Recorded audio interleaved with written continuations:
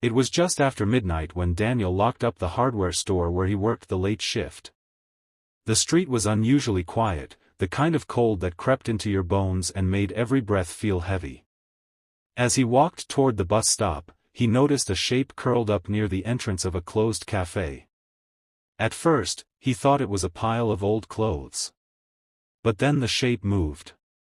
A thin arm pulled a torn hoodie tighter around a small body, and Daniel realized it was a teenage boy, sleeping on the concrete with nothing but cardboard beneath him. Daniel stopped. He told himself what most people do, that someone else would help, that maybe the teen had somewhere to go. But the wind cut through the street again, and the boy shivered so hard his teeth clicked. Daniel remembered his own son, just a year older, safe at home under warm blankets. That thought wouldn't let him walk away. He gently cleared his throat so he wouldn't scare him. The boy's eyes snapped open, wide and guarded, ready to run. Daniel raised his hands and spoke softly. He asked his name. Eli, the boy said after a pause, his voice rough from the cold.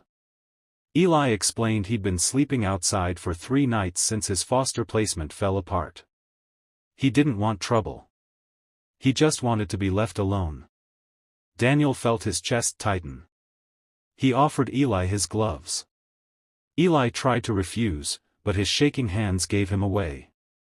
Daniel insisted, then sat down on the cold pavement beside him, ignoring the chill seeping through his jeans. He asked if Eli had eaten. Eli shook his head. Daniel didn't hesitate.